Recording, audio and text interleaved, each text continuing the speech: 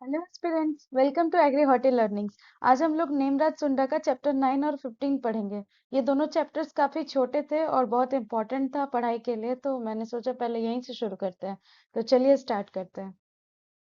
तो चैप्टर 9 में पहला पॉइंट है कि theory of evolution was given by Charles Darwin.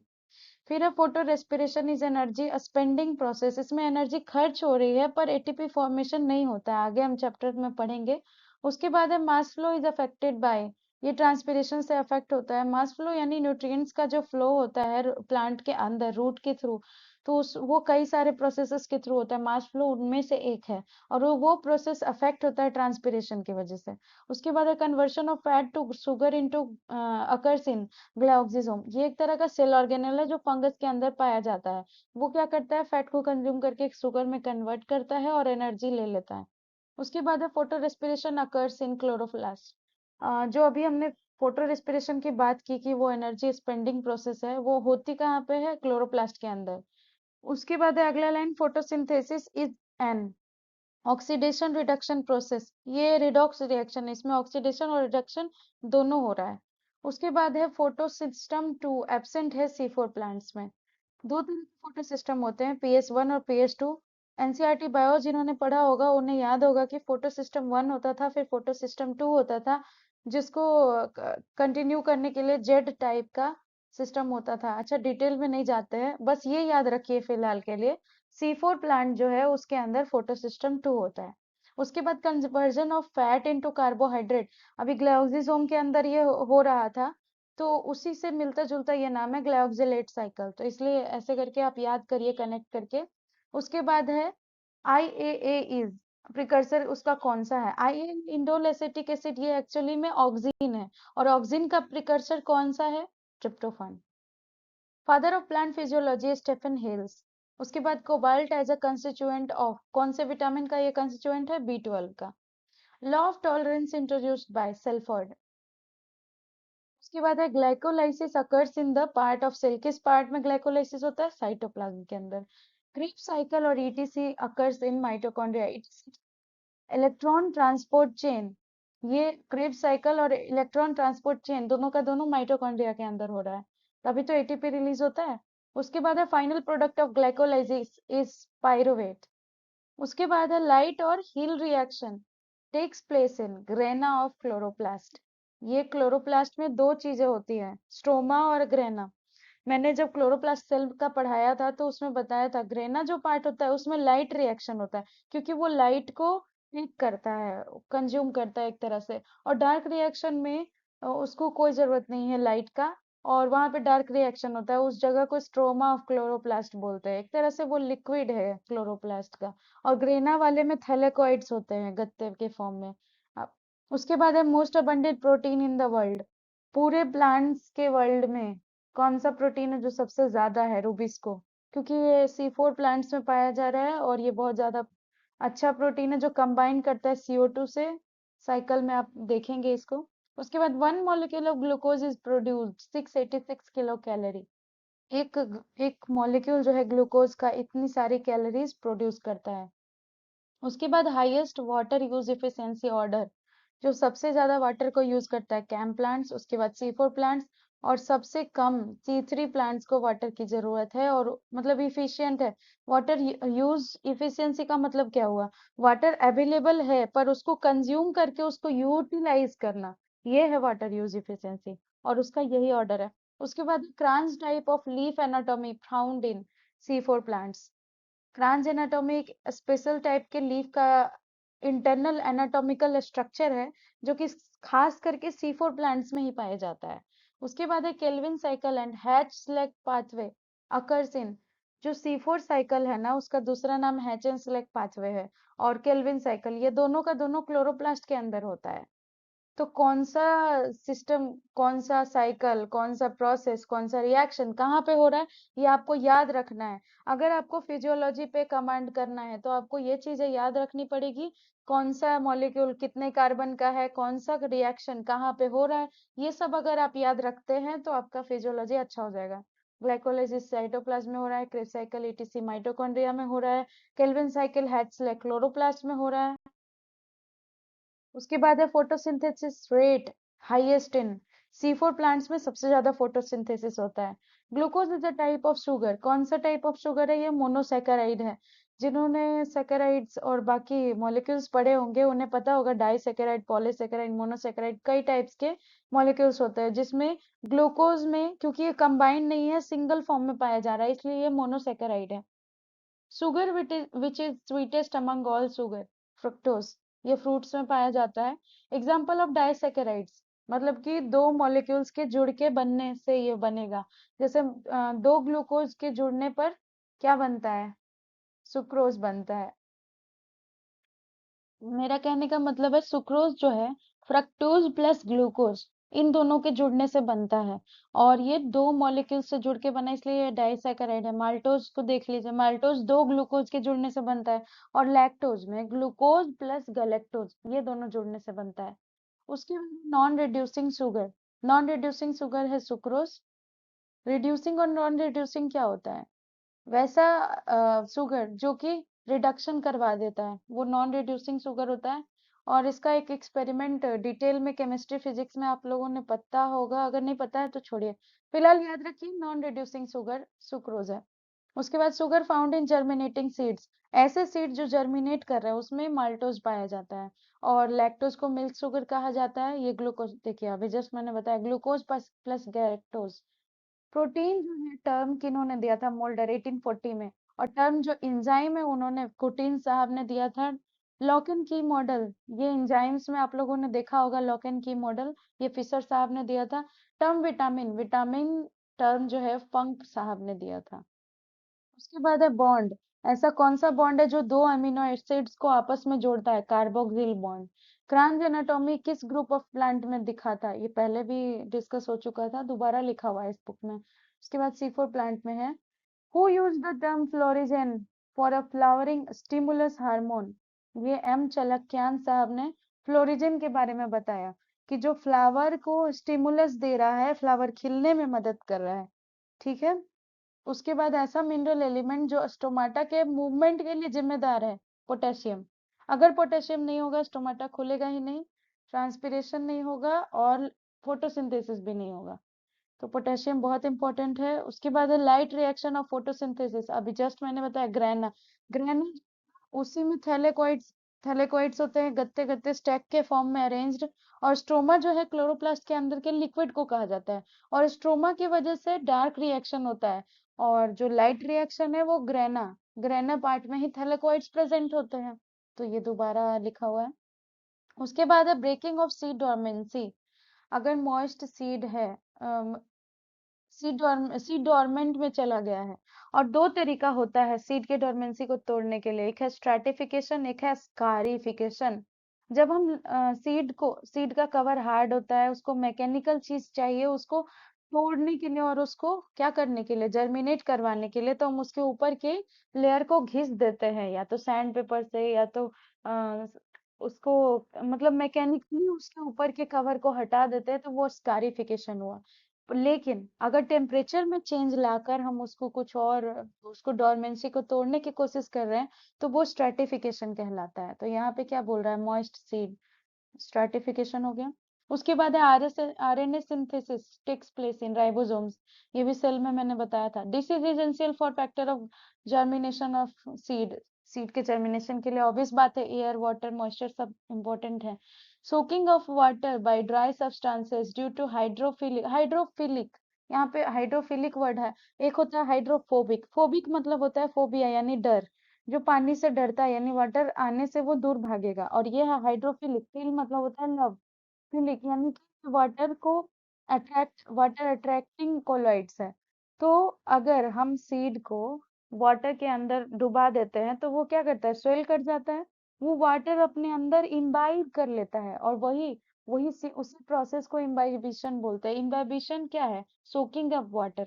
वो अपने अंदर पानी को सोख लिया है, किसकी मदद से? हाइड्रोफिलिक कोलॉइड्स की मदद से। उसके बाद है shrinkage of protoplasm due to outward flow of water.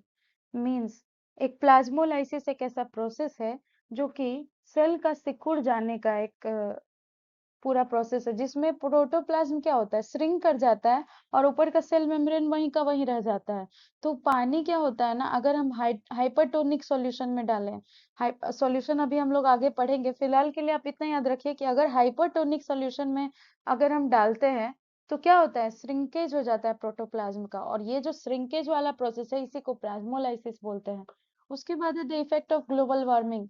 ये C4 प्लांट्स के मींस अगर ग्लोबल वार्मिंग हो रहा है तो हमें किस टाइप के प्लांट्स यूजफुल है, बेनिफिट दे रहा है, तो एक तरह से कह सकते हैं C4 प्लांट, क्योंकि वो लोग क्या करते हैं, CO2 को कंज्यूम कर लेते हैं।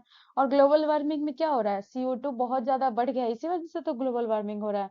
तो आसपास अगर हम C4 प्लांट्स उगा देते हैं तो किस बहुत हद तक ग्लोबल वार्मिंग कम हो सकती है। उसके बाद है इमर्सन एंड लुइस 1943। इन्होंने क्या देखा कि क्वांटम यील्ड बहुत तेजी से डिक्लाइन किया जब अगर वेवलेंथ 600 नैनोमीटर रेड जोन में रखा गया, तो उस प्रोसेस, उस पूरे इंसिडेंस को उन्होंने नाम रखा रेड ड्रॉप। मतलब कि अगर रेड लाइट में रखा जा रहा है तो क्या हो रहा है, यील्ड डिक्लाइन कर रहा है, मतलब कि प्लांट्स को हर तरह की लाइट्स की जरूरत है। अब यहाँ पे बताया रेड स्पेक्ट्रम का जो वेवलेंथ होता है वो कितना होता है, 580 नैनोमीटर से 680 नैनोमीटर है। और आपको मैं बता दूं कि विजिबल लाइट जो होता है वो 300 नैनोमीटर से 720 नैनोमीटर तक होता है। विजिबल जो वेवलेंथ है उस लाइट का क्या होता है, वेवलेंथ 380 से 720 तक। देखिए वेवलेंथ जो मैंने 2 बार बोला ना अभी, क्योंकि मैं थोड़ा सा बताना चाहती हूँ कि कई कई जगहों पे कई तरह की चीजें लिखी हुई है। तो बहुत सारी जगहों पे 400 से आपको 720 नैनोमीटर मिलेगा, कहीं कहीं पे 380 से 780 नैनोमीटर मिलेगा लिखा हुआ। तो ये ऑप्शन के हिसाब से आपको क्वेश्चन करना है अगर वेवलेंथ पूछेगा तो फिलहाल इतना ही। और उसके बाद रेड स्पेक्ट्रम का यहाँ पे जो रेंज दिया है ये एग्जैक्टली दिया है। और ये क्या करता है, इंड्यूसिंग फ्लावरिंग, अगर शॉर्ट डे प्लांट है आपके पास, लॉन्ग डे प्लांट है, उसमें फ्लावरिंग इफेक्ट लाना है, तो वही रेड ड्रॉप चीज हमें फ्लावरिंग को इंड्यूस करने के लिए रेड स्पेक्ट्रम का यूज करेंगे। लेकिन ओवरऑल यील्ड के लिए सिर्फ और सिर्फ रेड लाइट इंपॉर्टेंट नहीं है। उसके बाद है ओटो वारबर्ग 1920। इन्होंने फोटोसिंथेसिस अलगी में O2 का यूज कर किया था, तो उसका इनहिबिशन इनहिबिट हो गया था, वो रुक गया था पूरी तरह से फोटोसिंथेसिस, मतलब उसको CO2 भी चाहिए। और यही होता है C3 प्लांट्स में। और O2 का यूज, अगर O2 बहुत ज्यादा बढ़ जाता है तो उनका फोटोसिंथेसिस पूरी तरह से रुक जाता है। उस इफेक्ट को वारबर्ग इफेक्ट बोलते हैं। उसके बाद है लाइट इंटेंसिटी। ऐसा लाइट इंटेंसिटी जो फोटोसिंथेसिस इनटेक यानी CO2 का रेस्पिरेटरी आउटपुट जितना हम CO2 कंज्यूम किए उसी को क्या बोलते हैं, कॉम्पेंसेशन पॉइंट्स। ध्यान से सुनिएगा कि ऐसा लाइट इंटेंसिटी, जिस लाइट इंटेंसिटी पे CO2 जितना हम कंज्यूम कर रहे हैं और CO2 जितना हम आउटपुट बाहर निकाल रहे हैं वो दोनों इक्वल हो जाए, उस पॉइंट को, उस लाइट इंटेंसिटी को हम क्या बोलेंगे, कंपेंसेशन पॉइंट्स। उम्मीद है समझ में आ गया होगा। उसके बाद है therefore net photosynthesis is zero at the compensation points. क्योंकि जितना CO2 बाहर आ रहा है और जितना CO2 अंदर जा रहा है वो इक्वल हो गया ना, तो नेट जो फोटोसिंथेसिस है वो कितना हुआ, कंपेंसेशन पॉइंट पे जीरो। उसके बाद है अगला line, the cold treatment to a plant bird और seedling in order to fulfill temperature requirement. अगर क्या है उसका उसका बर्ड और प्लांट और सीडलिंग का हम उसको कोल्ड ट्रीटमेंट प्रोवाइड कर रहे हैं, क्यों, क्योंकि उसका जो वो उसको कूल नेचर पसंद है, उसको ठंडा टेम्परेचर, लो टेम्परेचर पसंद है, और वो देने की वजह से उसमें पर्टिकुलर सीडलिंग और बर्ड में फ्लावरिंग आना शुरू हो रहा है। तो उस प्रोसेस को क्या बोलेंगे, वर्नलाइजेशन। और ये वर्नलाइजेशन टर्म किसने दिया था, TD लाइसेंको ने। बहुत सारे एग्जाम में ये क्वेश्चन पूछा हुआ है कि वर्नलाइजेशन किन्होंने दिया था, मैथ्स दो कॉलम में भी पूछ देता है। Translocation of water and nutrient from roots to above ground parts of plant place through. यानी ये सीधा सीधा कहना क्या चाह रहा है कि जो रूट से वाटर को पुल करके ग्राउंड पार्ट से अब प्लांट के पार्ट तक जाने के प्रोसेस किस चीज से हो रही है। 2 तरह की चीज होते हैं, जाइलम और फ्लोएम, जो दोनों प्लांट्स में प्रेजेंट है। तो उसमें वाटर और न्यूट्रिएंट्स जिस चीज में मिक्स होके जा रही है वो जाइलम है। लेकिन जो प्लांट फूड बनाता है लीफ में से, और वो फूड को डिस्ट्रीब्यूट करना होता है प्लांट पार्ट्स में, तो वो जाएगा फ्लोएम के थ्रू। उसके बाद है मिनरल डिफिशियंसी, जो करेक्ट किया जाता है जनरली। मतलब अगर क्विकली हमको मिनरल की कमी को पूरा करना है प्लांट्स के अंदर, तो हम फोलियर स्प्रे करते हैं। और वाटर मॉलिक्यूल का यहाँ पे ये केमिस्ट्री का बात है, जिसमें H2O का जिन्होंने मॉडल देखा होगा, बीच में हाइड्रोजन, बीच में ऑक्सीजन होता है और दोनों साइड सिंगल बॉन्ड से हाइड्रोजन दो जुड़े जुड़े होते हैं। और ये जो स्ट्रक्चर है, इसमें जो ऑक्सीजन और दोनों हाइड्रोजन के बीच का एंगल है, वो 105 डिग्री होता है।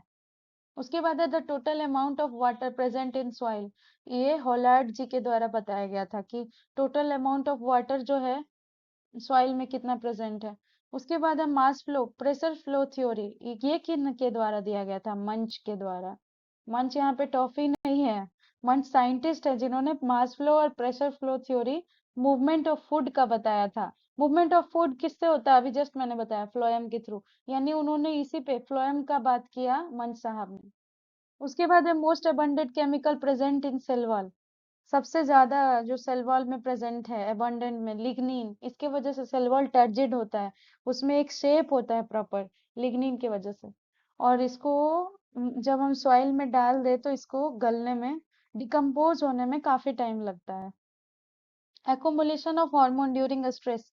जब वो स्ट्रेस में होता है प्लांट्स, तो उसके अंदर प्रोलीन नाम का हार्मोन रिलीज होता है। फोटो रेस्पिरेशन किस प्लांट्स में होगा? C4 में होगा? नहीं, बिल्कुल नहीं, C3 में होगा। और ये लाइट में होगा, लाइट के प्रेजेंस में। Nutrient evolve in biosynthesis of IAA।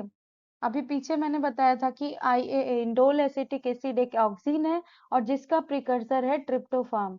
और ट्रिप्टोफान तो चलो ठीक है, वो प्रिकर्सर है, लेकिन उसके लिए एलिमेंट कौन सा चाहिए? तो आंसर है जिंक। उसके बाद है टाइप्स ऑफ प्रोटीन। कुछ ऐसे प्रोटीन है जो कहीं कहीं पे प्रेजेंट होते हैं, यहाँ पे लिस्ट बताया गया है। कोलेजिन मसल्स में यूज होता है, प्रेजेंट होता है। केराटिन हमारे हेयर और नेल में। फिब्रोइन सिल्क में। इलास्टिन इंसेक्ट के विंग्स में। रेगुलेटरी, ये एक तरह का प्रोटीन है, रेगुलेटरी प्रोटीन, ये एंजाइम्स में प्रेजेंट होते हैं।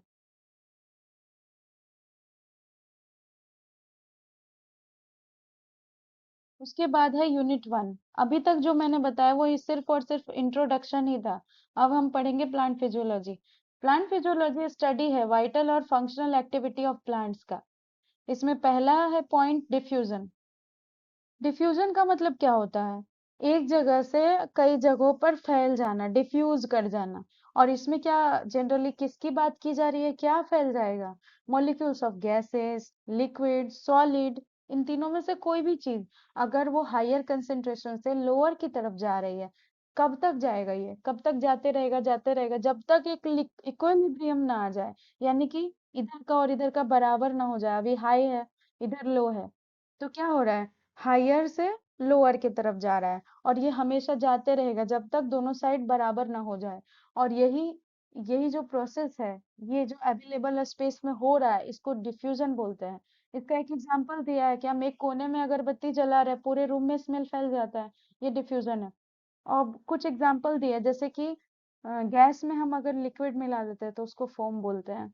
लिक्विड में अगर गैस मिला देते हैं तो क्लाउड उसका एक एग्जांपल है, वाटर वेपर। अगर हम सॉलिड में गैस मिला देते हैं तो उसको स्मोक बोलते हैं। उसके बाद सेकंड है ऑस्मोसिस। ये डिफ्यूजन की तरह ही है, लेकिन इसमें एक चीज का डिफरेंस है।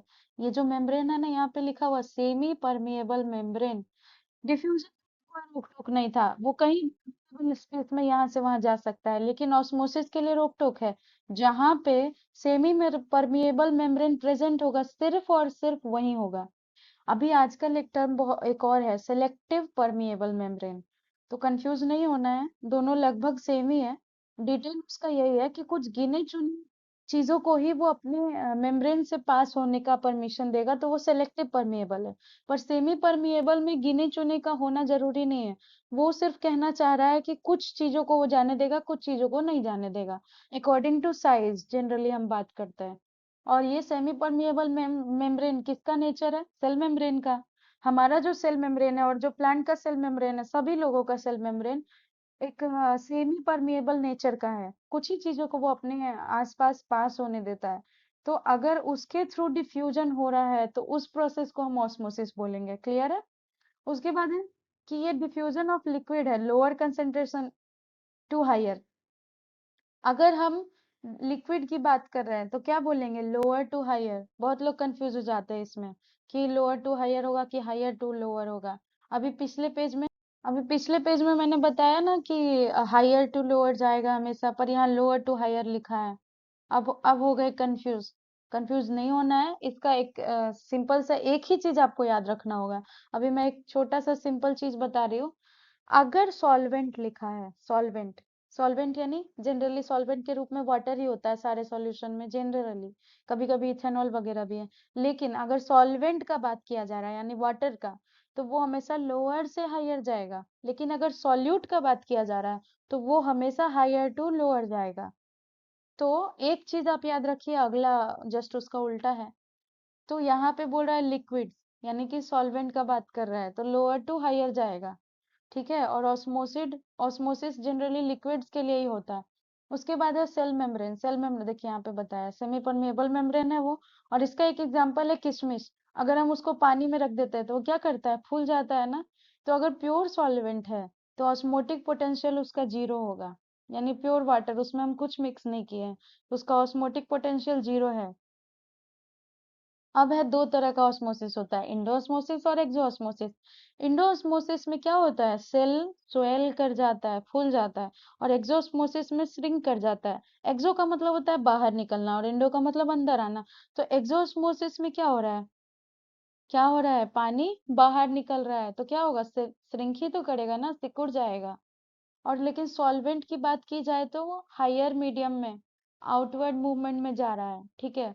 तो हम जो अचार बनाते हैं ना, उसमें यही करते हैं, ऊपर से नमक लगा देते हैं। तो बाहर का कंसंट्रेशन कैसा हो गया? हाई हो गया। तो अब लोअर से हायर की तरफ सॉल्यूट निकलेगा, यानी पानी बाहर निकल जाएगा। तो हमारा जो अचार है उसमें से मॉइस्चर सारा बाहर आ गया। मतलब वो इंटरनली ड्राई हो चुका है पूरी तरह से, उसमें कुछ बचा नहीं है मॉइस्चर। अब मॉइस्चर नहीं बचा है तो ऑब्वियस बात है कोई माइक्रोब, किसी भी तरह का माइक्रोब उसमें ग्रो कर ही नहीं पाएगा।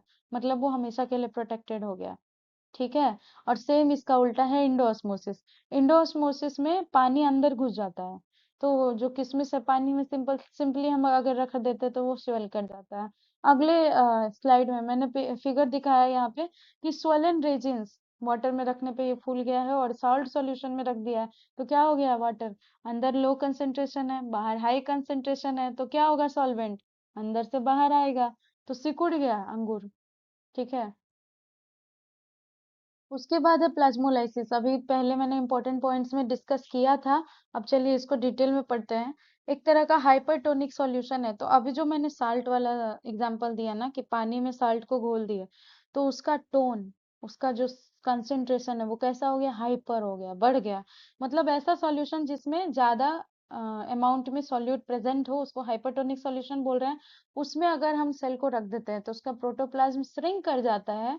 तो उसी प्रोसेस को प्लाज्मोलाइसिस बोलेंगे। और अगर प्लाज्मोलाइज्ड सेल को, मतलब वो सिकुड़ा हुआ सेल को प्योर वाटर में रख दिए, तो वो वापस क्या करेगा?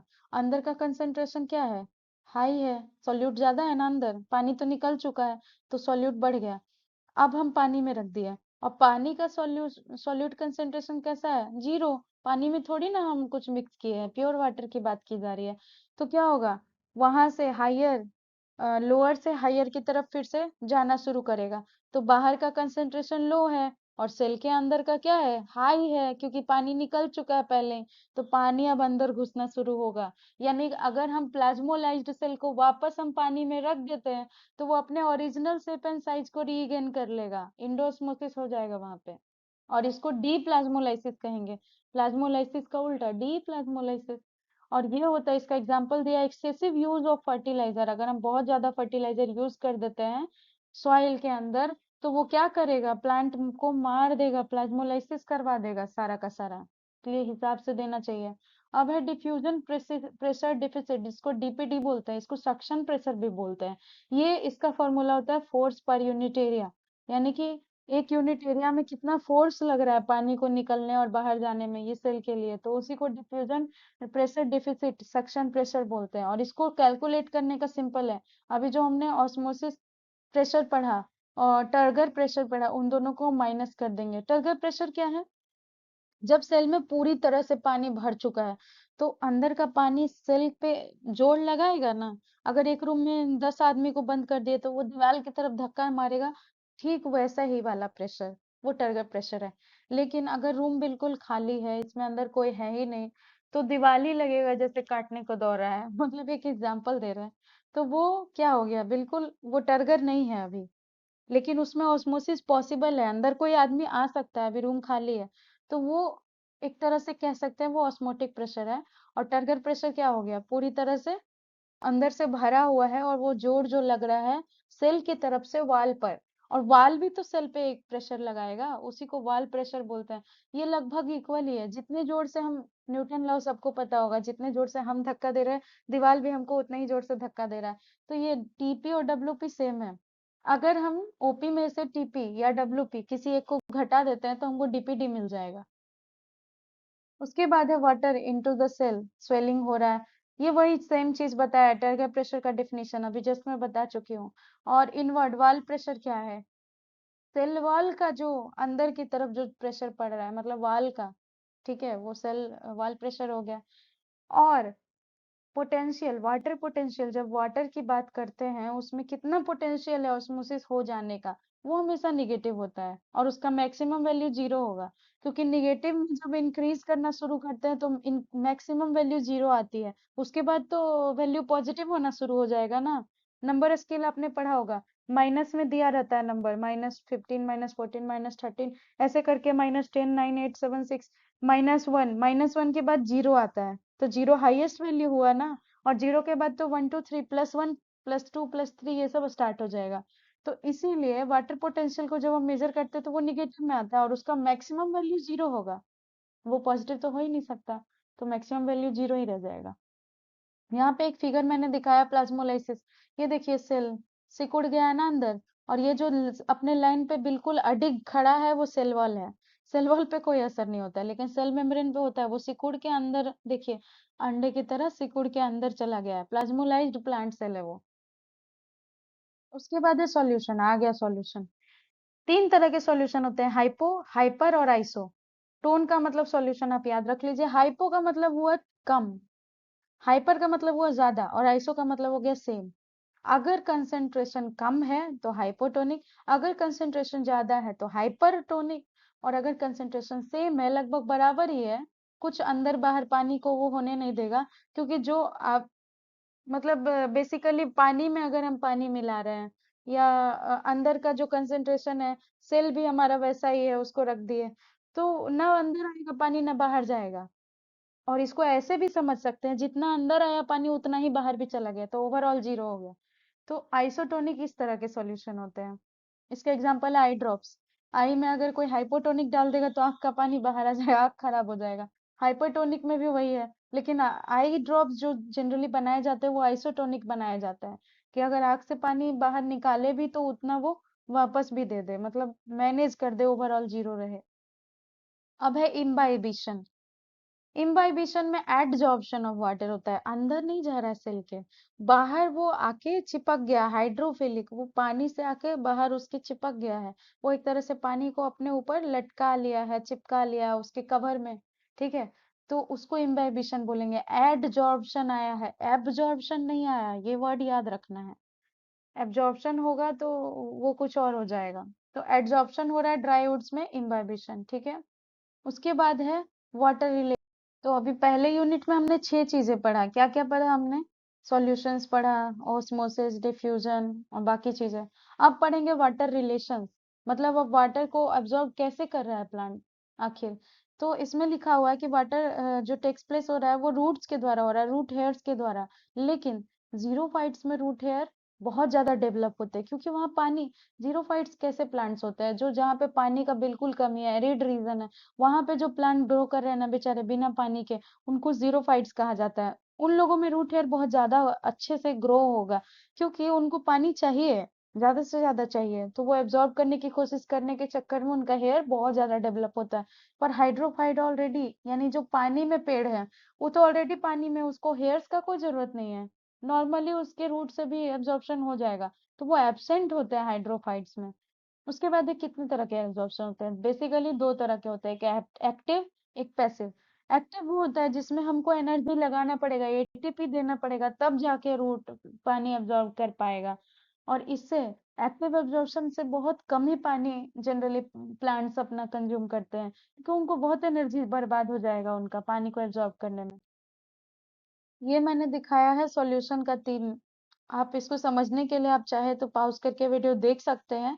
इसमें बताया है कि बाहर का कंसंट्रेशन ज़्यादा है, इनसाइड का ज़्यादा है, आउटसाइड का कम है। तो हाइपोटोनिक में क्या है, वाटर अंदर की तरफ एरो लगा हुआ है, अंदर घुसेगा तो क्या होगा, सेल एक्सपैंड करेगा। आइसोटोनिक में जितना अंदर जा रहा है उतना बाहर जा रहा है, इक्वल। और हाइपरटोनिक में आउटसाइड का कंसंट्रेशन ज़्यादा है, इनसाइड का कम है, तो वाटर क्या होगा, बाहर की तरफ एरो लगा हुआ है, यानी बाहर निकलेगा। तो अभी मैंने बताया एक्टिव, उसमें बहुत ज्यादा एनर्जी देना पड़ रहा है, एटीपी देना पड़ रहा है पानी को एब्जॉर्ब करने के लिए।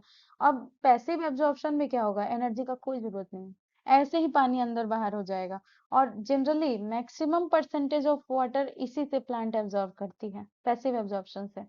उनको कोई जरूरत नहीं है। और ये जो इसको होने में मदद कौन करता है, ट्रांसपिरेशन। ट्रांसपिरेशन है वाटर वेपर को एवेपोरेट करवा देना।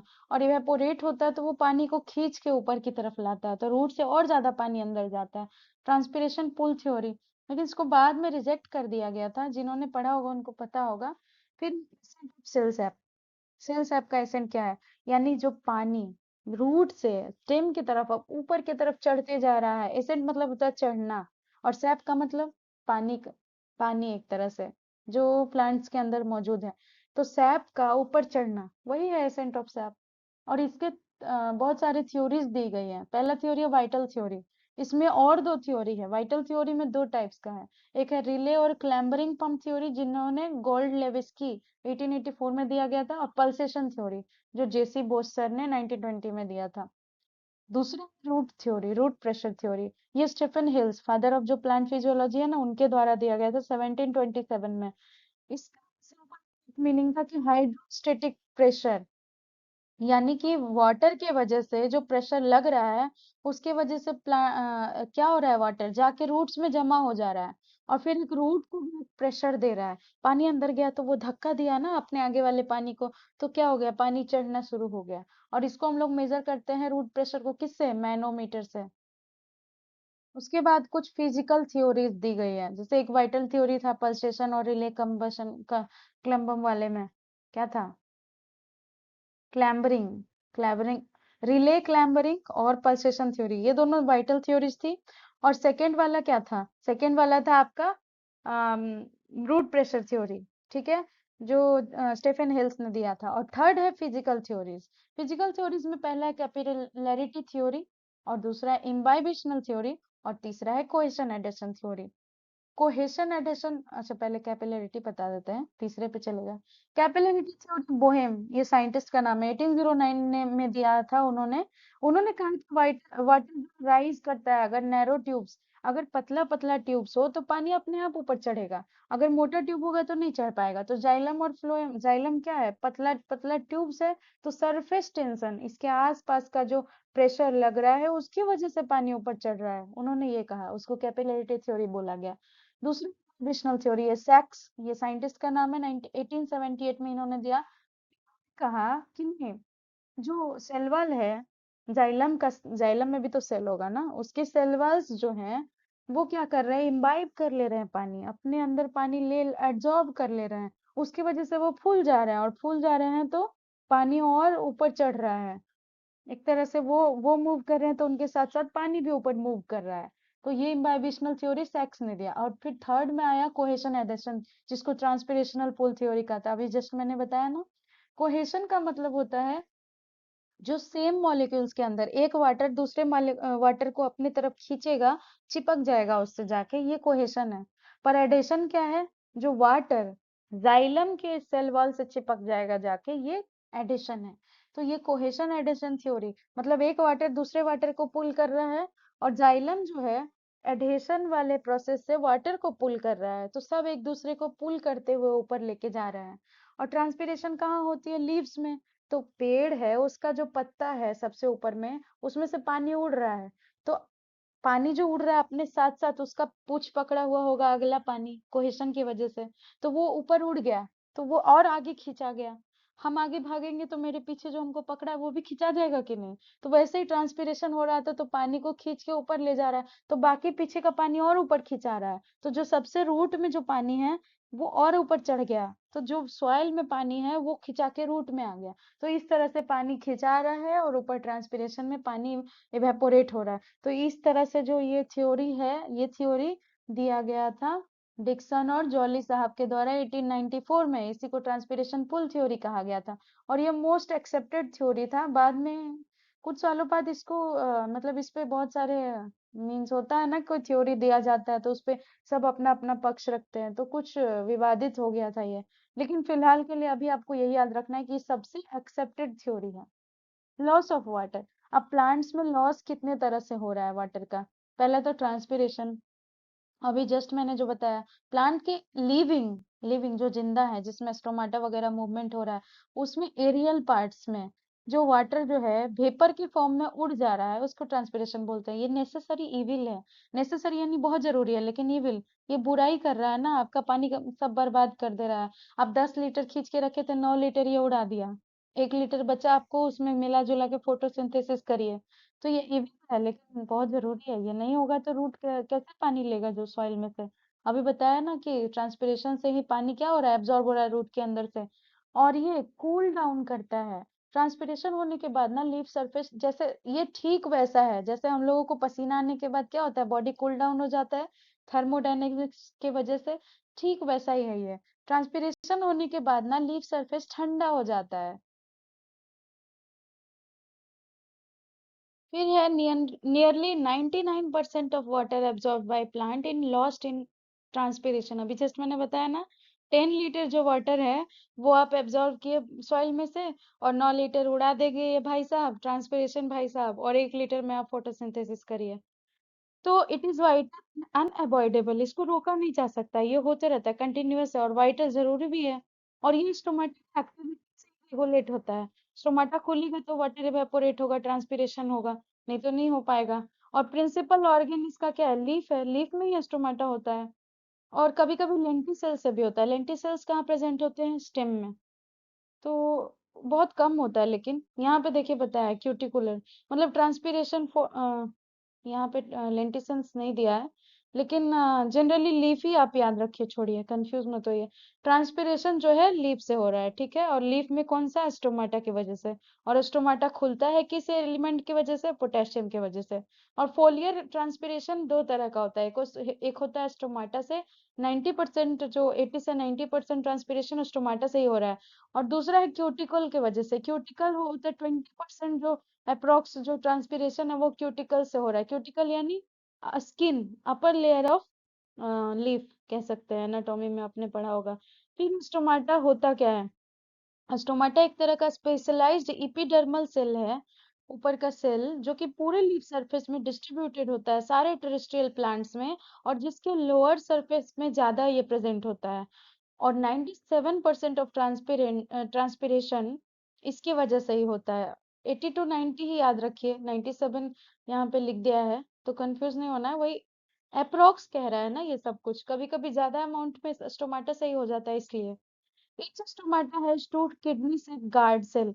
जो स्टोमाटा होते हैं ना, इस तरह का होता है स्टोमाटा, इस तरह का, मतलब एक ये गार्ड सेल हुआ, एक ये गार्ड सेल हुआ, और ऐसे जुड़ा हुआ होता है। अगर ये इस तरह से हो जाता है तो ये बंद फॉर्म में हो जाता है, और ऐसे हो जाता है टर्जिड, एकदम टाइट हो जाता है, तो ये स्टोमाटा ओपन हो जाता है। फिर यहाँ से वाटर क्या होता है? इवेपोरेट हो जाता है।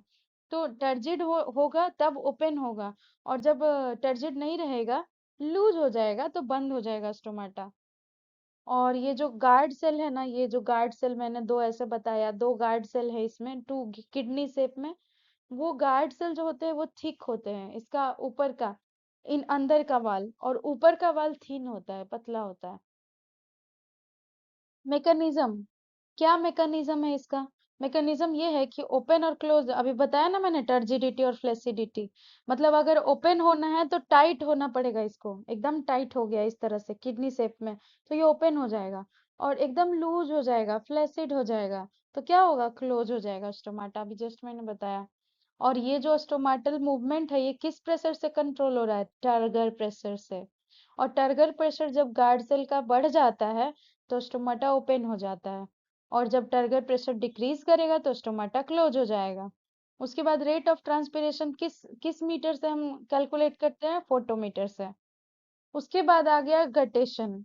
अभी हम लोग क्या पढ़ रहे थे, अभी हम लोग पढ़ रहे थे कि कौन कौन सा लॉस, पानी को लॉस करने का प्रोसेस है प्लांट का।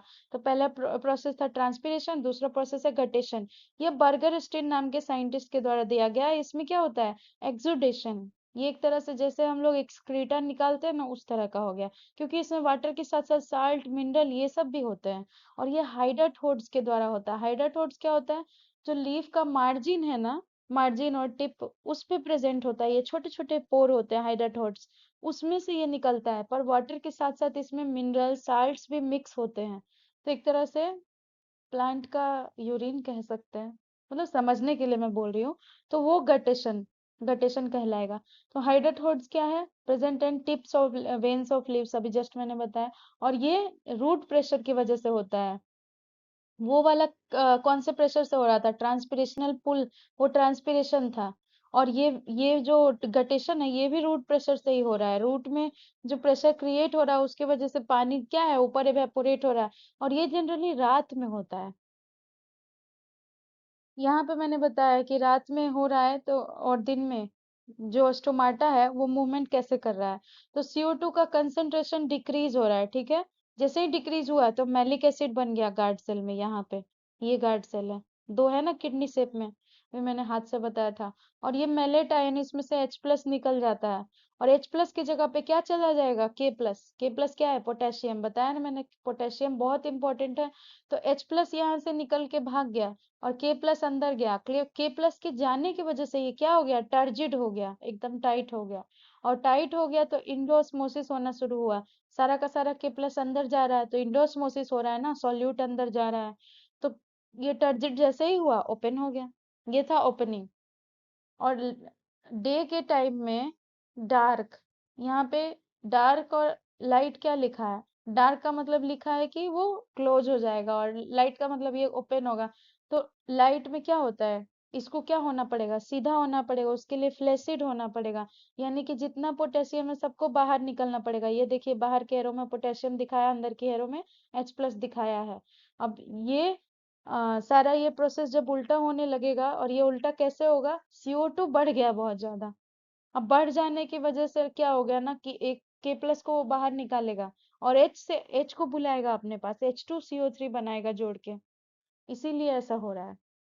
और इसमें क्या हुआ था, CO2 घट गया था, तो CO2 को लाने चला गया हाइड्रोजन, और तब तक क्या हो गया, K+ अंदर आ गया। मतलब ये पूरा मैकेनिज्म है। ये बहुत डिटेल है, लेकिन समझ जाएंगे तो अच्छी बात है, काम आएगा एग्जाम्स में। उसके बाद है यूनिट 3, फोटोसिंथेसिस। अब फोटोसिंथेसिस हो रहा है तो उसके लिए कुछ तो पिगमेंट चाहिए जो सनलाइट को एब्जॉर्ब करेगा। तो पहला है क्लोरोफिल पिगमेंट। ये ग्रेना में होता है, क्लोरोप्लास्ट में, और ये थैलेकॉइड मेम्ब्रेन से जुड़ा होता है। तो centre of porphyrin ring of A B. अच्छा, ये पोर्फायरिन रिंग क्या है, जो केमिकल स्ट्रक्चर जब हम बनाते हैं ना क्लोरोफिल का, तो उस रिंग को पोरफायरिन रिंग बोलते हैं। और इसके सेंटर में क्या होता है, मैग्नीशियम। मैग्नीशियम बहुत इंपॉर्टेंट है क्लोरोफिल बनाने के लिए। और उसके बाद ये दो तरह के होते हैं, ए और बी। ए का फॉर्मूला है C55H72O5N4 Mg तो जरूर से रहेगा ना, और ये सारे प्लांट्स में है। और बी वाले का फॉर्मूला है C55H70O, यहाँ पे कॉमा कैसे लिखा गया है मैं बता रही हूँ, ये होना चाहिए था यहाँ पे मिसप्रिंट है, आप लोग सुधार लीजिएगा। H70 C55H70O6N4 Mg। तो क्या का डिफरेंस है आप देख सकते हैं, हाइड्रोजन इसमें 72 है, इसमें हाइड्रोजन 70 है। इसमें हाइड्रोजन ऑक्सीजन 5 है, इसमें ऑक्सीजन 6 है, यानी कि एक H2O का डिफरेंस है। और बाकी तो Mg N वगैरह सब सेम है। और ये हायर प्लांट्स और ग्रीन एल्गी में प्रेजेंट होता है, सिर्फ रेड एल्गी को छोड़ के। तो बाकी सारे प्लांट्स में क्लोरोफिल ए है, और हायर प्लांट्स और ग्रीन एल्गी में क्लोरोफिल बी पाया जाता है। उसके बाद सेकंड पिगमेंट है कैरोटीनॉइड्स। इसकी वजह से कलर आता है, कलर। कैरोटीन और ज़ैंथोफिल उन दोनों को साथ मिला के कैरोटीनॉइड्स कहा जाता है। ऐसा बिल्कुल नहीं है कि कैरोटीन है तो सिर्फ कैरोटीनॉइड्स बोलेंगे, नहीं। कैरोटीन और ज़ैंथोफिल दोनों को साथ में कैरोटीनॉइड्स बोला जा रहा है। और ये large group of compound terpenoids का ये पार्ट है, मतलब ये सब टर्पीन है आपस में। ये केमिकल नेम हो गया टर्पिनॉइड्स। और ये फैट सॉल्यूबल है, मतलब फैट में ये घुल जाएगा, वाटर में नहीं घुलेगा। कैरोटीनॉइड्स जो है क्लोरोप्लास्ट और क्रोमोप्लास्ट में होते हैं, क्योंकि क्लोरोप्लास्ट तो ग्रीन था ना, याद होगा जिन्होंने पढ़ा। और क्रोमोप्लास्ट में कलर था। तो कुछ कुछ कैरोटीनॉइड जो होते हैं वो क्लोरोप्लास्ट में भी होता है, और कुछ जो है सिर्फ और सिर्फ क्रोमोप्लास्ट में ही होगा, कलर है इसलिए। तो पहला है कैरोटीन। ये ऑरेंज और येलो कलर का होता है। इसका एम्पिरिकल फॉर्मूला है C40H56। और ये बहुत ज्यादा होता है कैरोट में, इसीलिए इसका नाम कैरोटीन रखा गया, पहले उसी में देखा गया था। और ये सबसे ज्यादा बीटा कैरोटीन के फॉर्म में पाया जाता है, जो कि विटामिन ए का क्या है, प्रीकर्सर है। प्रीकर्सर यानी विटामिन को बनने में ये मदद करेगा। जो जिसको बनने में मदद करेगा वो उसका प्रिकर्सर हो गया। अभी हम लोग कुछ देर पहले पढ़े थे ना, ट्रिप्टोफान प्रिकर्सर है। और ये क्विकली ऑक्सीडाइज हो जाता है एयर में, मतलब ये इसका, अगर हम स्कैल्प कैरोट यानी कि कैरेट को छोड़ दें तो वो क्या होगा, ऑक्सीडेशन कर लेगा और उसका कलर बिल्कुल चेंज हो जाएगा। दूसरा पिगमेंट है ज़ैंथोफिल। कैरोटीनॉइड्स में दो पिगमेंट थे ना, कैरोटीन और ज़ैंथोफिल। तो कैरोटीन हम लोग पढ़ लिया, अब ज़ैंथोफिल है, ये कैरोटीन से भी ज्यादा मात्रा में पाया गया है। येलो और ब्राउन कलर में होता है जनरली। इसका फॉर्मूला है C40H56O2। C40H56O2। इसको कैरोटीनॉल भी बोलते हैं, इसका दूसरा नाम है कैरोटीनॉल। ज़ैंथोफिल को हम कैरोटीनॉल भी बोलेंगे। और इसका प्रिंसिपल येलो पिगमेंट जो मेज में प्रेजेंट है, मेज का क्या होता है साइंटिफिक नेम, जिया मेज होता है ना, इसीलिए जिया जैंथिन इसका नाम है, जो मेज में प्रेजेंट है। तीसरा ये खत्म हो गया कैरोटीनॉइड्स। तो पहला हम लोग पढ़े क्लोरोफिल पिगमेंट ए बी। दूसरा पढ़े हैं कैरोटीनॉइड्स। अब तीसरा पढ़ेंगे एंथोसाइनिन। एंथोसाइनिन पर्पल कलर का होता है, और ये वाटर में सोल्यूबल है। कैरोटीनॉइड्स कैसे थे, फैट में सोल्यूबल। पर एंथोसाइनिन वाटर में सोल्यूबल है, यानी कि अगर एंथोसाइनिन, अगर कोई रिच फूड अगर हम खा रहे हैं, उसको अगर हम पानी में डालेंगे तो पानी में रंग छोड़ेगा वो, पर कैरोटीन नहीं छोड़ेगा। कैरोटीन में तेल डालेंगे तब वो रंग बदलेगा, क्योंकि वो फैट सॉल्युबल है। तो ये कभी भी फोटोसिंथेसिस से इसको कोई लेना देना नहीं है। और ये किसमें है, शुगर बीट में, एप्पल में। ठीक है। उसके बाद है फोटोसिंथेसिस। अभी तक हम लोग पिगमेंट्स पढ़ रहे थे, अब पढ़ेंगे कि फोटोसिंथेसिस होता क्या है। फोटोसिंथेसिस में कार्बोहाइड्रेट कन्वर्ट करता है अपना रूप, सॉरी, कार्बोहाइड्रेट जो है ना, वो CO2 और H2O की मदद से बनता है। उल्टा बोल दिए थे अभी। क्या होगा, CO2 आएगा, वाटर आएगा, दोनों मिलके क्या बनाएगा, ग्लूकोज बनाएगा। और इसी प्रोसेस को हम बोलते हैं फोटोसिंथेसिस। और इसमें लाइट और क्लोरोफिल का हेल्प चाहिए होता है। और लास्ट में ऑक्सीजन भी रिलीज होता है। वही हम लोग बोलते हैं ना, प्लांट्स क्या करते हैं, ऑक्सीजन देते हैं, CO2 कंज्यूम करते हैं, इसी वजह से कहते हैं उससे। Reaction of light phase. अगर लाइट सेंसिटिव है, लाइट उसको चाहिए, ये पूरा रिएक्शन होने के लिए लाइट का जरूरत है, तो ये फोटोकेमिकल रिएक्शन है। और सोर्स ऑफ ऑक्सीजन। ऑक्सीजन कहाँ से मिल रहा है, वाटर, मतलब ये ऑक्सीजन कहाँ से रिलीज हो रहा है, कहाँ से इसको मिल रहा है प्लांट को, H2O के वजह से मिल रहा है। H2O को ही तो तोड़ रहा है, तो बाद में ऑक्सीजन रिलीज हो रहा है।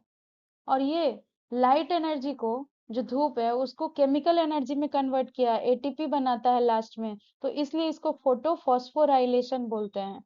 फोटो से क्या हो गया, फॉस्फो बना, क्योंकि एटीपी का फुल फॉर्म होता है एडिनोसिन ट्राइफॉस्फेट, इसलिए फोटो फॉस्फोराइलेशन। ठीक है। ये सब बहुत इंपॉर्टेंट है, याद रखना है। Breakdown of water molecule. H2O को तोड़ने के बाद हाइड्रोजन और ऑक्सीजन टूट के बनता है, किसकी वजह से, लाइट एनर्जी की वजह से, इसलिए इसको फोटोलाइसिस बोलते हैं। लाइसिस मतलब टूटना, और फोटो मतलब लाइट। तो फोटोलाइसिस ऑफ वाटर भी हो रहा है फोटोसिंथेसिस के अंदर। इसमें दो फेज है, लाइट फेज और डार्क फेज। पहला लाइट, इसका जो साइट है वो कहाँ हो रहा है, ग्रेना में, कितनी बार तो बता दिए, क्लोरोप्लास्ट के अंदर। तो लाइट में अगर H2O आएगा क्लोरोप्लास्ट के अंदर तो क्या होगा, टूटेगा H2 + O2 में, तो O2 ऑक्सीजन रिलीज होगा। और जो इमर्सन इफेक्ट है, यही लाइट रिएक्शन को इमर्सन इफेक्ट कहा गया है। इसमें बताया गया है वेवलेंथ के बारे में। मोनोक्रोमेटिक लाइट यानी कि ग्रीन, सिर्फ और सिर्फ ग्रीन कलर दिया गया। सिक्स और जो वेवलेंथ है जो 680 नैनोमीटर से ग्रीन कलर नहीं, sorry, red colour, green plant का अभी जो हम लोग रेड ड्रॉप पढ़े थे ना, ये वही है। रेड जोन में इसको 680 नैनोमीटर का लाइट दिया गया हरे पौधों को। तो वो क्या हुआ, उसका रेड जोन डिक्रीज हो गया, क्वांटम यील्ड उसका घट गया। तो ये रेड ड्रॉप कहलाया। और लेकिन अगर हम इसको मिक्स्ड लाइट देना शुरू किए, जो कि ओवरऑल यील्ड इसका दो बीम से अलग अलग दो बीम में दिया गया। बीम का मतलब क्या हुआ, एक बीम ऐसे मारे, एक बीम ऐसे, दो दो तरफ से इसको लाइट देते रहे, अलग अलग लाइट को। तो उसमें कुछ ना कुछ बढ़ोतरी हुआ।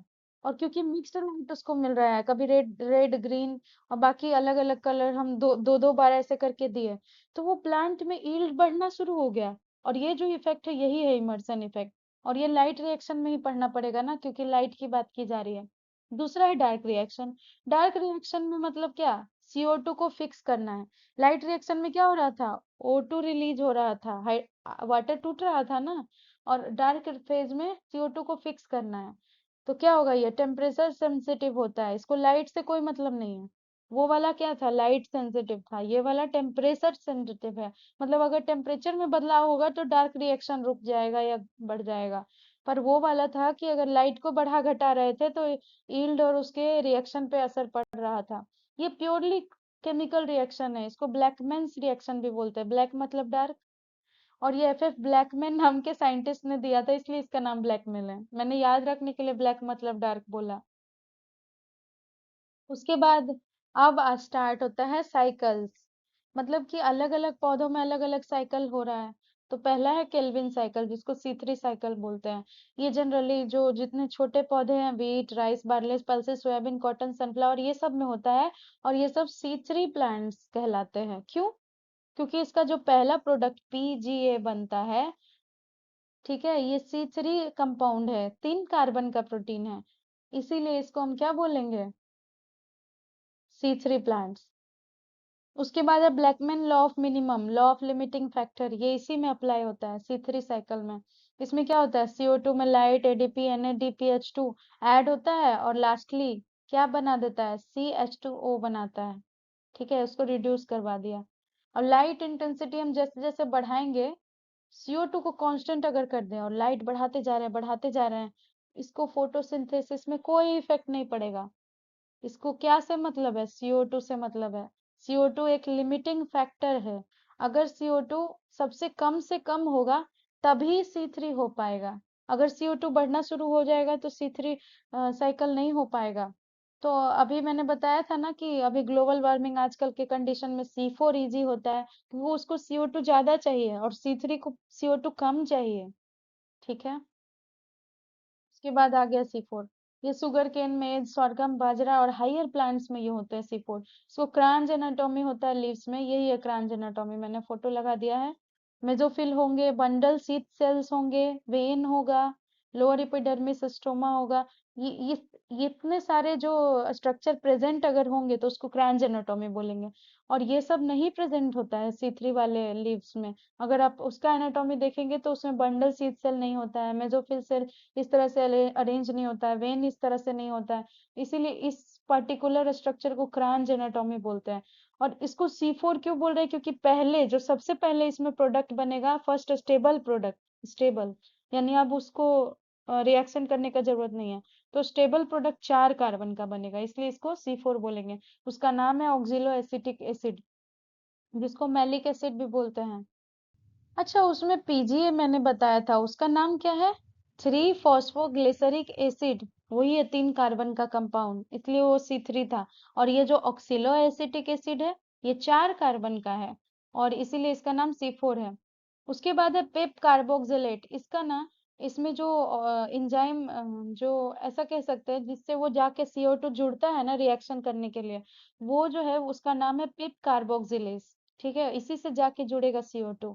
और क्या करेगा, जितना CO2 को एब्जॉर्ब करेगा, सब जाके पेप कार्बोक्सिलेट से जुड़ जाएगा। तो इसको CO2 अगर कम रहेगा तो C3 होगा, अगर CO2 ज्यादा है तो C4 अच्छे से होगा। और इसीलिए हाई रेट ऑफ फोटोसिंथेसिस, जैसे जैसे ग्लोबल वार्मिंग बढ़ रहा है, ये ज्यादा फोटोसिंथेसिस कर रहा है धीरे धीरे। ज्यादातर वीड्स जो होते हैं वो C4 प्लांट्स होते हैं, और C4 प्लांट्स में फोटो रेस्पिरेशन नहीं होगा, और इसीलिए इसका फोटो सिंथेसिस रेट बढ़ जाता है। फोटो रेस्पिरेशन क्या करता है, एटीपी का लॉस करवा देता है, वो नहीं होगा C4 में। अब आ गया आपका कैम, क्रेसुलेशियन एसिड मेटाबॉलिज्म। ठीक है, तो कैम, कैम इसको बोलते हैं शॉर्टकट में। और ये जो कैम है, ये साइकिल होता है किस में, सकुलेंट्स में। सकुलेंट्स कौन कौन होते हैं, जैसे कैक्टस वगैरह हो गया। और इसमें कैपेबिलिटी ऑफ फिक्सिंग, ये CO2 को फिक्स करने का, इसमें जो जो रेस्पिरेशन में लॉस हो गया था ना CO2, उसको ये फिक्स कर देता है, यानी वापस ले आता है। और ये इस तरह के प्लांट्स जो है ना C4 की तरह बिहेव करेंगे रात के समय में, और दिन के समय में ये C3 के जैसे बिहेव करेंगे। इसमें दोनों गुण है लगभग। और इन लोगों का फोटोसिंथेसिस बहुत स्लोली होता है। और कैम प्लांट्स में नाइट के समय क्या होगा, स्टोमाटा खुल जाएगा, और दिन के समय में क्लोज हो जाएगा। ये ऐसे प्लांट्स कौन कौन से हैं, ओनियन, गार्लिक, सीसम, लिली, ये सब जो है ना, कैक्टस, पाइनएप्पल, इन सब में ऐसा होता है। रात के समय क्या होगा, स्टोमाटा ओपन हो जाएगा, और दिन के समय क्लोज हो जाएगा। अब है डिफरेंस बिटवीन, तो साइट ऑफ साइकिल, C3 कहाँ हो रहा है, मेसोफिल में। C4 कहाँ हो रहा है, मेसोफिल, बंडल सेल भी इसमें प्रेजेंट है, क्रांज एनाटोमी में हो रहा है। और कैम प्लांट से मेसोफिल सेल, और इसमें बंडल सीट तो होगा नहीं, तो इसमें वैक्यूल है, और इन दोनों जगह पे कैम प्लांट्स हो रहा है।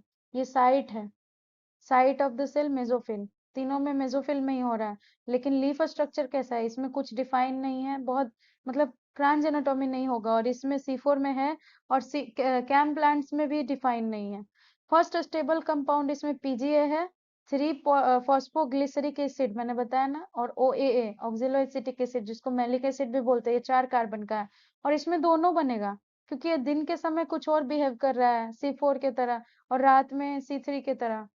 मैंने उल्टा बोला या सही बोला, अरे भाई, मैंने उल्टा बोल दिया। C4 की तरह ये रात में बिहेव करेगा, और C3 की तरह दिन में। उसके बाद है CO2 एक्सेप्टर, जो CO2 को एक्सेप्ट करेगा, जिससे बाइंड हो रहा था RUBP, और इसमें PEP था, पेप कार्बोक्सिलेस, और इसमें भी PEP है। पर डार्क रिएक्शन यहाँ पे केल्विन साइकिल से होगा इसका, और इसमें hatch slack cycle, Calvin cycle दोनों होता है, और इसमें कुछ नहीं होगा। कंपेंसेशन पॉइंट, मैंने बताया ना अभी कुछ पहले इंट्रोडक्शन वाले में, कंपेंसेशन पॉइंट ऐसा पॉइंट ना जहाँ पे CO2 जितना रिलीज हो उतना एब्जॉर्ब भी हो गया है, उस पॉइंट पे फोटोसिंथेसिस 0 हो जाता है। तो वो कितना CO2 एब्जॉर्ब होगा, तो वो कंपेंसेशन पॉइंट रीच हो जाएगा 50 ppm। अगर 50 ppm CO2 अवेलेबल है, तो फोटोसिंथेसिस होना बंद हो जाएगा C3 प्लांट में। लेकिन इसमें सिर्फ 1 और 5 ppm इतना होगा ना, तो वो C4 प्लांट ना मतलब कि बहुत कम CO2 है। अगर उतना कम रहेगा तो फोटोसिंथेसिस नहीं होगा, पर इससे ज्यादा रहेगा तो बहुत स्पीड में होगा इसमें फोटोसिंथेसिस। इसीलिए C4 प्लांट को CO2 ज्यादा चाहिए, और इसमें 50 ppm पे पूरी तरह से रुक जाएगा, इससे कम रहेगा तो होगा। फोटोसिंथेसिस रेट मीडियम है, इसमें बहुत ज्यादा हाई स्पीड में होता है, और इसका स्लो है। बायोमास भी इसमें जैसे जैसे आपका वो हो रहा है, जितना स्पीड उतना बायोमास। बायोमास का मतलब क्या, उसमें पत्ते हैं, उसमें स्टेम है, तना है, उसका ग्रोथ, वो हुआ बायोमास। और लाइट सेचुरेशन पॉइंट, इसको लो लाइट में भी कर लेगा, लेकिन इसको हाई लाइट चाहिए, और इसको मीडियम लाइट चाहिए, उतना लाइट से इसको मतलब नहीं है। फोटो से रेस्पिरेशन होगा कि नहीं, C3 प्लांट्स में होता है। C4 प्लांट्स में लो, कभी कभी होता है, मतलब ना के बराबर लो होता है, और इसमें भी लो। वाटर यूज इफिशियंसी, बहुत कम पानी में कर लेगा C3, और C4 को मीडियम मीडियम पानी चाहिए, पर कैम प्लांट्स को बहुत ज्यादा पानी चाहिए, सकुलेंट्स है ना ये सब। ट्रांसपिरेशन रेट बहुत हाई है C3 का, और C4 का मीडियम मीडियम है, और कैम का एकदम लो है। इसको ट्रांसपिरेशन से कोई मतलब नहीं है, क्योंकि सकुलेंट्स के वो जो लीफ होता है, आपने देखा होगा, उसमें पानी होता है बहुत ज्यादा। कट किया है किसी ने कैक्टस को, एलोवेरा क्या है, सकुलेंट्स है, उसमें लीफ में बहुत ज्यादा पानी होता है। उसको ट्रांसपिरेशन से कोई मतलब नहीं है, लो होता है उसका। ये था डिफरेंस बिटवीन। अब है रेस्पिरेशन। सबसे इम्पोर्टेंट चीज मैं अब बता देती हूँ, जो फोटोसिंथेसिस है और ये रेस्पिरेशन है, दोनों में डिफरेंस क्या है। रेस्पिरेशन में प्लांट जो है अपना रेस्पिरेशन सांस ले रहा है वो, लेकिन फोटोसिंथेसिस में वो खाना बना रहा है, ग्लूकोज बना रहा है। और ये वही है, अभी इतने देर से जो हम फोटो रेस्पिरेशन बोल रहे हैं वो रेस्पिरेशन है। और जो साइकिल था C3 C4, वो सब क्या है, वो सब फोटोसिंथेसिस करने का उसका तरीका है। तो अब हम पढ़ेंगे फोटो रेस्पिरेशन। ग्लाइकोलेट पाथवे इसका दूसरा नाम है। और ये कार्टोवोकोव 1963 इन्होंने दिया था ये फोटो रेस्पिरेशन। और इसमें CO2 रिलीज होता है। ठीक है, ये लोग जैसे हम लोग सांस ले रहे हैं ना, तो हम लोग CO2 छोड़ते हैं, वैसे ही प्लांट भी CO2 छोड़ता है। और जनरली जिस प्लांट में CO2 रिलीज होता है ना रात के समय में, उस प्लांट के आसपास रात में जाने को मना किया जाता है कि सांस नहीं आएगा, ऐसा कहावत आपने सुना होगा। एक्चुअली में भूत नहीं रहता है, आप सांस नहीं ले पाएंगे क्योंकि वहां पे CO2 बहुत ज्यादा है, ऑक्सीजन कम है। आप पेड़ के नीचे खड़े रात में, और पेड़ भी क्या कर रहा है, सांस ले रहा है।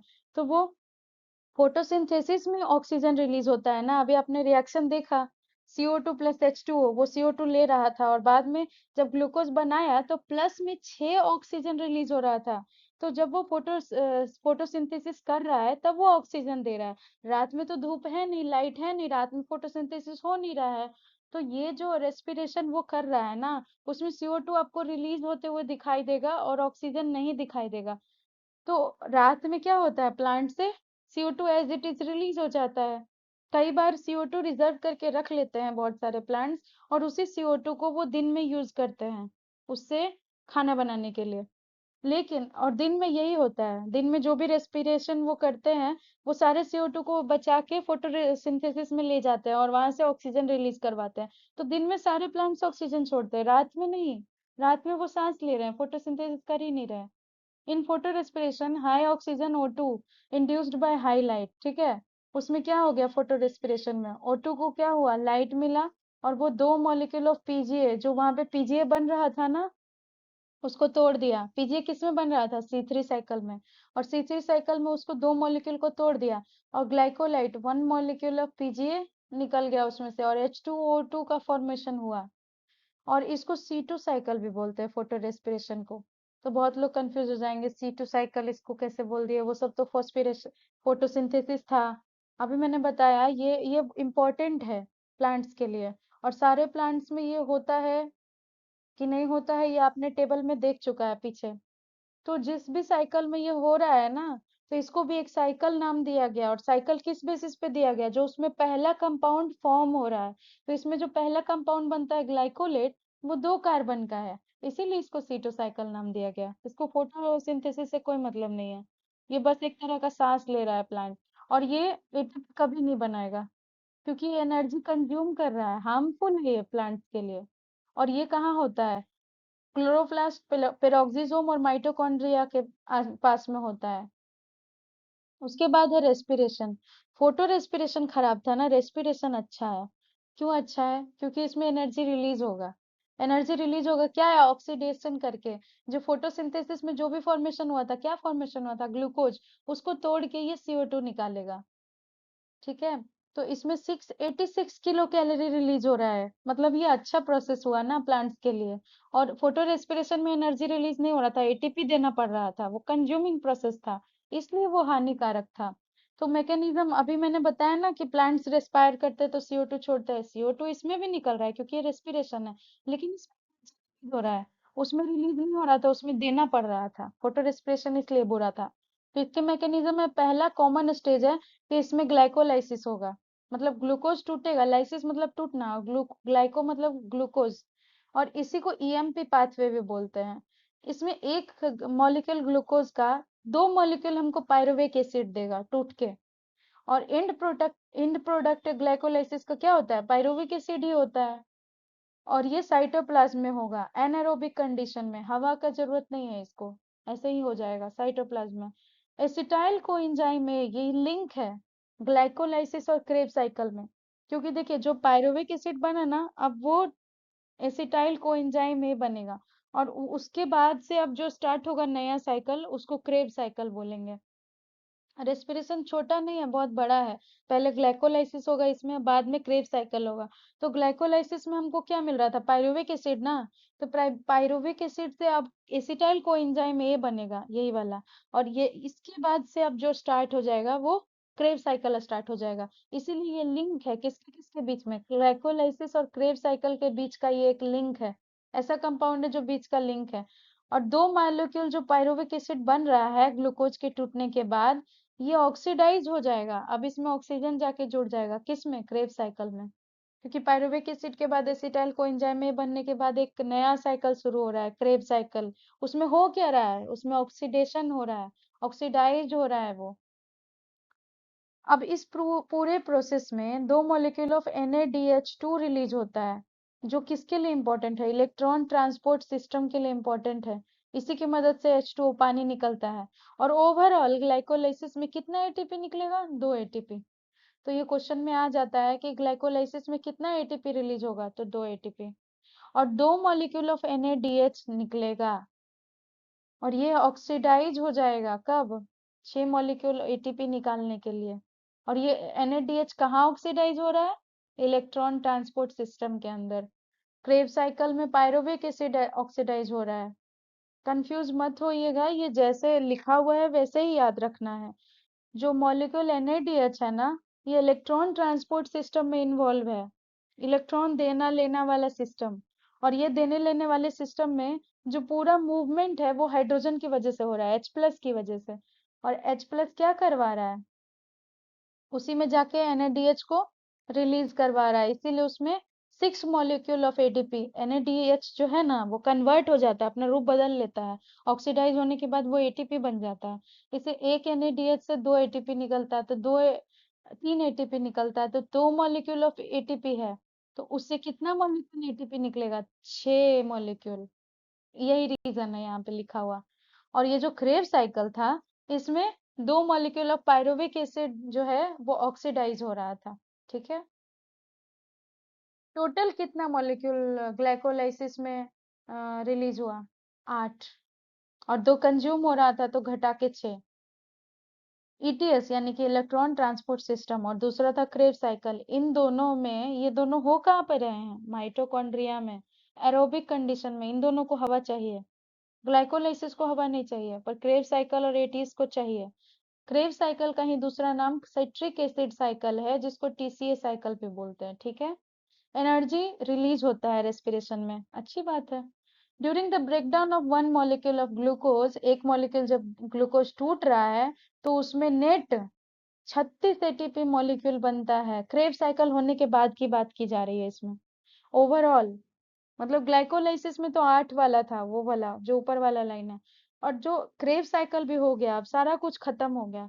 तो ओवरऑल अब 36 एटीपी मॉलिक्यूल फॉर्म हुआ है। तो सोचिए कितना ज्यादा एनर्जी रिलीज हो रहा है। रेस्पिरेशन खत्म। पहला था फोटो रेस्पिरेशन, दूसरा रेस्पिरेशन, अब तीसरा है क्वोशेंट। कैसे जानेंगे कि किसमें कितना रिलीज होगा? ये रेशियो है, जितना वॉल्यूम ऑफ CO2 रिलीज हो रहा है और जितना हम O2 ले रहे थे। प्लांट क्या कर रहा है? O2 ले रहा है, CO2 रिलीज कर रहा है रेस्पिरेशन में। तो जितना O2 वो रिलीज करेगा, उसको डिवाइड कर देंगे किससे? O2 जितना वो लिया था। तो वो जो निकलेगा वैल्यू, वो रेस्पिरेटरी रेशियो कहलाएगा। उसी को रेस्पिरेटरी क्वोशिएंट बोलते हैं, RQ। और RQ जो है उसका फॉर्मूला यहाँ पे दिया, volume of release CO2 divided by volume of observed O2। और ये कुछ वैल्यू यहाँ पे दिए हुए इंपॉर्टेंट के, अगर फैट को हम देते हैं प्लांट्स को, तो उसको वो तोड़ के रिलीज करवाएगा 0.7। प्रोटीन देंगे तो 0.8 से 0.9। कार्बोहाइड्रेट देंगे तो 1। सिर्फ और सिर्फ कार्बोहाइड्रेट में ही 1 रिलीज होता है। और सकुलेंट में 0। Organic acid << 1। अब है फोटो पीरियोडिज्म। क्या है फोटो पीरियड? फोटो का मतलब होता है लाइट, और पीरियड यानी टाइम पीरियड, कितने देर के लिए उसको लाइट चाहिए। और यही है डिफिनीशन में इसका लिखा है, रिस्पॉन्स ऑफ प्लांट। प्लांट कैसा रिस्पॉन्स करेगा, उसको डे लाइट मिलेगा तो, और खास करके फूल उसका कैसा खिलेगा कि नहीं खिलेगा, उसी को फोटो पीरियोडिज्म बोलते हैं। और ये टर्म दिया था गार्नर एलार्ड 1920 ने। ये भी पूछा हुआ क्वेश्चन है कि फोटो पीरियोडिज्म किसने दिया, वर्नलाइजेशन किसने दिया, लाइसेंको ने। ये 3 तरह के होते हैं, short day plants, long day plants और day neutral plants. Short day plant जो होते हैं वो 12 घंटे से कम उसको धूप चाहिए, फ्लावर इनिशिएशन के लिए। एग्जाम्पल यहाँ पे दिया हुआ है खरीफ, टोबैको, सोयाबीन। और लॉन्ग डे वाले को 14 घंटे से ज्यादा डे लाइट चाहिए। Wheat, barley, sugar beet, castor, ये सब। और डे न्यूट्रल, उसको लाइट से कोई मतलब नहीं है, कितना भी लाइट रहे वो अपना फूल ले ही आएगा, फूल प्रोड्यूस कर लेगा। मेज, tomato, buckwheat, sunflower, cotton, cucumber. अब यहाँ से चैप्टर 15 स्टार्ट होता है। आपका प्लांट फिजियोलॉजी खत्म। चैप्टर 15, इसमें माइक्रोबायोलॉजी पढ़ना है, तो इसमें भी कुछ इंपॉर्टेंट पॉइंट्स दिए गए हैं। अलेक्जेंडर फ्लेमिंग 1929 में एंटीबायोटिक डिस्कवर किए थे पेनिसिलियम से, ठीक है। एंटोन वॉन लीeuwenhoek, इन्होंने सिंपल बाइकन्वेक्स लेंस वाली माइक्रोस्कोप बनाया था 1674 में, और बैक्टीरिया का खोज किया। मतलब माइक्रोस्कोप बन गया तो उन्होंने बैक्टीरिया को देखा, ऐसा लिखा हुआ है। उसके बाद है बेजेरिंग, 1898 में उन्होंने वायरस को नाम दिया। और ऐसा नाम दिया, वायरस क्यों नाम दिया, उसका लिटरल मीनिंग है इन्फेक्शियस पॉइजन एजेंट। फिर है ब्रीफील्ड। ब्रीफील्ड जो है प्योर कल्चर टेक्निक बताया कि कैसे माइक्रो ऑर्गेनिज्म को हम सेपरेट करते हैं, कल्चर उसका कैसे कल्चर मीडिया बनाते हैं। एडवर्ड जेनर जो है उन्होंने वैक्सीन बनाया स्मॉल पॉक्स का। हैकल जो है प्रोटिस्टा के बारे में बताया। प्रोटिस्टा, आपने किंगडम क्लासिफिकेशन पढ़ा होगा बायो में। प्रोटिस्टा वो एक किंगडम है। उसके बाद हेसे, ये फर्स्ट इंट्रोड्यूस किए थे अगर। अगर जेल सबने नाम सुना होगा, ये सॉलिडिफाई हो जाता है कल्चर मीडिया में, तो हेसे नाम के साइंटिस्ट ने पहली बार अगर का यूज किया था। इवानोव्स्की 1892 में ये वायरस के बारे में बताया था। कहाँ से इन्होंने निकाला वायरस को, टोबैको प्लांट में, क्योंकि उसमें मोजैक बीमारी हो गई थी, वहां से उन्होंने वायरस को निकाला और डिस्कवर किया था, इवानोव्स्की। लुईस पास्चर, इन्हीं के नाम पे पास्चराइजेशन हम लोग जो दूध का करते हैं उबाल के, ये जर्म थ्योरी ऑफ डिजीज इन्होंने ही दिया था। फिर है petri design. Petri dish, petri जिस नाम सुना होगा, उसमें कल्चर को रख के उसको सील पैक करके हम ओवन में रखते हैं या कहीं रखते हैं। तो ये जो डिशेज है कटोरी जैसा, ये पेट्री नाम के साइंटिस्ट ने दिया था, इसीलिए उसका नाम पेट्री डिश है। अब है विटाकर। आर एच विटाकर नाम के साइंटिस्ट ने 5 किंगडम क्लासिफिकेशन किया था। पहला है मोनेरा, दूसरा प्रोटिस्टा, तीसरा प्लांटी, चौथा फंजाई और एनिमेलिया। सबका थोड़ा थोड़ा फीचर बताया हुआ है। मोनेरा में जितने एनिमल्स ऑर्गेनिज्म होंगे वो प्रोकैरियोट्स होंगे। प्रोटिस्टा में जो होंगे वो यूनिसेलुलर, एक सेल वाले यूकारियोट्स। यू मतलब ट्रू सेल, उसमें न्यूक्लियस होगा तो उसका मेम्ब्रेन भी होगा। प्रोकैरियोट्स में किसी भी सेल के ऑर्गेनेल्स में मेम्ब्रेन नहीं होता है, सब इधर उधर फैला बिखरा हुआ होता है। वो पुराना स्टाइल है सेल का, और ये मॉडर्न सेल है। तो प्रोटिस्टा में यूनिसेलुलर यूकारियोट्स होंगे। प्लांटी में फोटोसिंथेसिस करने वाले लोग होंगे। मल्टी सेलुलर, इनके बहुत से, एक से ज्यादा सेल इसमें प्रेजेंट होगा। प्लांट्स और हायर अलगी इसमें प्रेजेंट होते हैं। फंजाई एब्जॉर्प्शन करता है, ये मल्टी न्यूक्लिएट, एक से ज्यादा न्यूक्लियस होगा इसके अंदर, हायर फंजाई भी इसी में आते हैं। और एनिमेलिया, ये क्या करेगा, इंजेक्शन, दूसरे को मार के खाएगा, मुंह के अंदर खाना लाके डाल देगा। ठीक है, यही 5 क्लासिफिकेशन उन्होंने दिया था विटाकर साहब। हाँ, तो आगे है, ये क्लासिफिकेशन तो कंप्लीट हो गया। उसके बाद है बर्गी। बर्गी साहब ने मैनुअल ऑफ सिस्टमेटिक बैक्टीरियोलॉजी बताया था, मतलब उसका नाम बताया था उन्होंने, कि जो यूकारियोटिक माइक्रोब्स होते हैं और दूसरा होता है प्रोकारियोटिक माइक्रोब्स। तो यूकारियोटिक्स में प्रेजेंट कौन कौन होगा, प्रोटिस्टा, प्रोटोजोआ और फंजाई। और प्रोकारियोटिक में कौन कौन होंगे, बैक्टीरिया होंगे, एक्टिनोमाइसीटिड्स होंगे, ब्लू ग्रीन अलगी होगा। ये सिस्टम किन्होंने दिया था, बर्गी साहब ने। अब उन कुछ साइज भी यहाँ पे दिया हुआ है। बैक्टीरिया का साइज कितना होता है, 0.5 से 3 माइक्रोन, फंगस का 1.5 से 10 माइक्रोन, प्रोटोजोआ का 2 से 200 माइक्रोन, वायरस होगा आपका 0.06 से 0.14 माइक्रोन। जनरली उसको अगर हम नैनोमीटर में मेजर करेंगे तो 20 से 400 नैनोमीटर। एमएलओ यानी कि माइकोप्लाज्मा लाइक ऑर्गेनिज्म, ये 0.1 से 0.3 माइक्रोन का होगा। अलगी 0.1 माइक्रोन का होगा। ब्लू ग्रीन अलगी जो है वो एक्स फीट, हायर अलगी से भी थोड़ा लंबा होगा, फीट में उसको मेजर करेंगे। उसके बाद है कुछ एंटीबायोटिक्स, ये सब एंटीबायोटिक्स है। पेनिसिलिन, पेनिसिलिनियम स्पीसीज, जी पॉजिटिव है। जी मतलब ग्राम पॉजिटिव। ग्राम पॉजिटिव यानी जो स्टेन पकड़ ले। एक स्टेनिंग टेक्निक निकाला गया था जिसमें, जिसके हिसाब से दो तरह के ऑर्गेनिज्म होते थे। एक होता था जो स्टेन पकड़ लेता था कलर, वो ग्राम पॉजिटिव होता था, और जो कलर नहीं पकड़ता था वो ग्राम नेगेटिव होता था। तो पेनिसिलियम ग्राम पॉजिटिव है, इसका cell wall synthesis cell wall से इसको निकाला गया।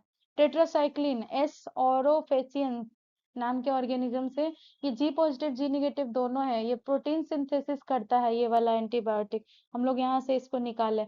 बेसिट्रेसिन, ये सारा क्या है, एंटीबायोटिक है ना, तो किसी न किसी ऑर्गेनिज्म से निकाला गया, और वो ऑर्गेनिज्म नेचर में कैसा है यहाँ पे मेंशन किया हुआ है, और वो किस किस तरीके से उसको निकाला गया ये चीज लिखा हुआ है यहाँ पे। प्रोटीन सिंथेसिस करवा के क्लोरामफेनिकोल को निकाला गया था। क्लोरामफेनिकोल क्या करता है, केमिस्ट्री के एनसीईआरटी में दिया हुआ है। हाँ, तो मैंने एक क्वेश्चन पूछा था, क्लोरामफेनिकोल क्या करता है, किसी को पता है? चलिए मैं बताती हूँ। क्लोरामफेनिकोल जो होता है ना, ये बैक्टीरियासाइडल नेचर का होता है। जनरली आँख कंजक्टिवाइटिस वगैरह होता है उसके दवाई में ये प्रेजेंट होता है। अब यहाँ पे सारे एंटीबायोटिक्स ही हैं, तो जाहिर सी बात है ये बैक्टीरिया को मारने का काम करेगा, तो ये लिस्ट याद कर लेना है। उसके बाद है माइक्रोस्कोप, कितने तरह के होंगे, 6 तरह के। डार्क फील्ड माइक्रोस्कोप, ये क्या करता है, लिविंग स्पेसिमेन का ग्रॉस मॉर्फोलॉजी अगर हमको ऊपर ऊपर देखना है तो। फिर फेज कॉन्ट्रास्ट माइक्रो, अगर हमको सेलुलर स्ट्रक्चर देखना है अंदर का, सेल देखना है, तो फेज कॉन्ट्रास्ट यूज करेंगे। ब्राइट फील्ड माइक्रोस्कोप ये यूज करेंगे किसके लिए, ईस्ट, मोल्ड, अलगी, बहुत छोटे होते साइज में, उसके मॉर्फोलॉजी के लिए। अल्ट्रा वायलेट माइक्रोस्कोप, ये अगर हमको सेलुलर कंपोनेंट्स के अंदर भी देखना है तब ये वाला यूज करेंगे। फ्लोरेसेंस माइक्रोस्कोपी, ये हम अगर हमको एंटीजन देखना है, एंटीबॉडीज देखना है, उसको डाई करना है, मतलब उसमें कलर डालना है और उसको टैग करना है किसी में, तो हमको फ्लोरेसेंस माइक्रोस्कोपी का यूज करना पड़ेगा। उसमें कलर और बाकी चीजें आइडेंटिफाई करना बहुत आसान होता है।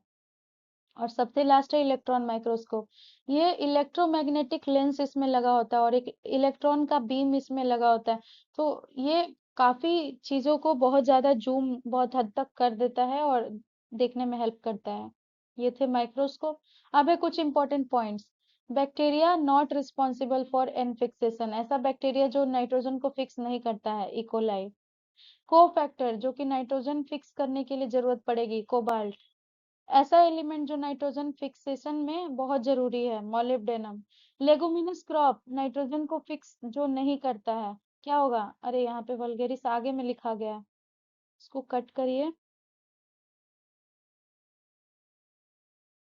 या क्या कर दिए हम, मतलब हमको तो बिल्कुल लिखने नहीं आता है माउस से, ये वल्गेरिस नहीं है।